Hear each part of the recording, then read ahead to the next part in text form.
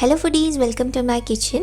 பிஸியான மார்னிங்கில் ஜஸ்ட் 15 நிமிஷத்தில் ஒரு ஹெல்த்தி அண்ட் டேஸ்டியான பிரேக்ஃபாஸ்ட் செய்ய முடிஞ்சால் எவ்வளோ நல்லா இருக்கும். அந்த மாதிரி ஒரு ரெசிபி தான் இன்றைக்கி நம்ம சேனலில் செய்ய போகிறோம். இதை செய்கிறதுக்கு ஒரு பேனில் 5 டீஸ்பூன் அளவுக்கு ஆயில் சேர்த்துக்கலாம். ஆயில் நல்லா காஞ்ச உடனே இது கூட 1 டீஸ்பூன் அளவுக்கு கடுகு, 1/4 டீஸ்பூன் அளவுக்கு ஜீரா அண்ட் 1 டீஸ்பூன் அளவுக்கு கடலைப்பருப்பு, இது எல்லாத்தையும் சேர்த்து ஒரு 1/2 மினிட்க்கு ஆயிலில் நம்ம நல்லா ஃப்ரை பண்ணி எடுத்துக்கலாம். கடுகு சீரகம் நல்லா ஆயிலில் வெடிக்கணும், அப்போ தான் நல்லாயிருக்கும்.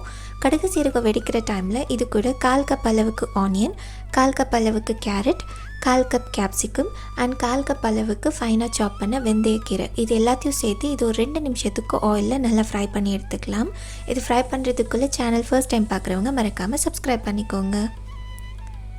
ஆயிலில் நல்லா வெஜ்ஜஸ் எல்லாம் ஃப்ரை ஆனதுக்கப்புறமா இது கூட 1 கப் அளவுக்கு ரவை சேர்த்து இன்னும் 2 நிமிஷத்துக்கு மீடியம் ஹீட்டில் இதை நம்ம நல்லா ஃப்ரை பண்ணி எடுத்துக்கலாம். ஸோ ஃபார் இந்த ரெசிபி பிடிச்சிருந்ததுன்னா மறக்காமல் லைக் பண்ணுங்கள், உங்கள் ஃபேமிலி அண்ட் ஃப்ரெண்ட்ஸ் கூட மறக்காமல் ஷேர் பண்ணிக்கோங்க. பாருங்கள், இந்த ரவா மிக்ஸ் சூப்பராக ரெடி ஆகிடுச்சு. இது ஒரு மிக்சிங் பவுலில் சேர்த்துக்கலாம். மிக்சிங் பவுலில் சேர்த்ததுக்கப்புறமா இது கூட காரத்துக்காக 1/4 டீஸ்பூன் அளவுக்கு சில்லி ஃப்ளேக்ஸ், இதுக்கு தேவையான அளவுக்கு உப்பு and pinch of cooking soda, இது எல்லாத்தையும் சேர்த்து ஒரு தடவை நம்ம இதை நல்லா மிக்ஸ் பண்ணி விட்டுடலாம். இது ரொம்ப ஈஸியான ஒரு ரெசிபி. ஸோ கண்டிப்பாக வீட்டில் ட்ரை பண்ணிவிட்டு உங்கள் ஃபீட்பேக்கை காமெண்ட்டில் சொல்லுங்கள். இந்த ரவா மிக்ஸ் ரெடி ஆகிடுச்சு. இது கூட இப்போ 1/4 கப் அளவுக்கு தயிர் சேர்த்துட்டு அது கூடவே 1/4 கப் அளவுக்கு தண்ணியும் சேர்த்துடலாம். இது இப்போ நல்ல நம்ம கட்டி இல்லாத பேட்டராக மிக்ஸ் பண்ணி எடுத்துக்கலாம்.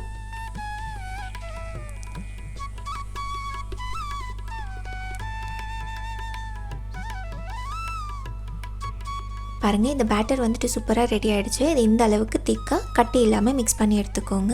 இதை நான் இன்றைக்கி ஸ்டீம் பண்ணுறதுக்காக கோகோனட் ஷெல் இருக்கும் இல்லையா, அதில் வாழை இலை போட்டு வச்சுருக்கேன். எங்கிட்ட வாழை இலை அண்ட் கோகோனட் ஷெல் இருந்தது, அதனால் நான் இது யூஸ் பண்ணுறேன்.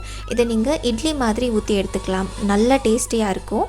உங்கள்கிட்ட வாழை இலையும் கோகோனட் ஷெல்லும் இருந்துச்சுன்னா இந்த மாதிரி ட்ரை பண்ணுங்கள், பார்க்கவும் அழகாக இருக்கும். அந்த வாழை இலையோட ஃப்ளேவர் கூட சூப்பராக இருக்கும்.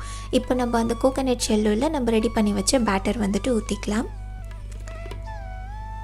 இது சூப்பராக ரெடி ஆகிடுச்சு. நான் சொன்ன மாதிரி உங்கள்கிட்ட கோகோனட் ஷெல் இல்லைன்னா நோ ப்ராப்ளம், இட்லி மாதிரி ஊற்றி எடுத்துக்கோங்க. இப்போ இதை ஸ்டீமர் உள்ள வச்சு மேலே ஒரு வாழையில் போட்டுடலாம், அப்போ தான் தண்ணி விழாமல் இருக்கும். இப்போ மூடி போட்டுட்டு ஜஸ்ட் ஒரு 10 to 12 மினிட்ஸ்க்கு மீடியம் ஹீட்டில் நல்லா ஸ்டீம் பண்ணி எடுத்துக்கலாம். இது ஒரு 12 மினிட்ஸ் நல்லா ஸ்டீம் ஆகிடுச்சு. ஓப்பன் பண்ணி பார்க்கலாம்.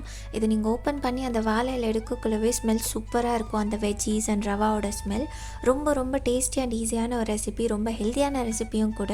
15 மினிட்ஸில் வீட்டில் செஞ்சிடலாம். இது நீங்கள் கோகோனட் சட்னி இல்லை நைட்டு மீந்து போன சாம்பார் கூட சாப்பிட்டிங்கன்னா ரொம்ப நல்லாயிருக்கும். கண்டிப்பாக வீட்டில் ட்ரை பண்ணிவிட்டு உங்கள் ஃபீட்பேக்கை காமெண்ட்டில் சொல்லுங்கள். இதே மாதிரி வேறு ஒரு ஈஸியான ரெசிபியோடு பார்க்கலாம். until then take care.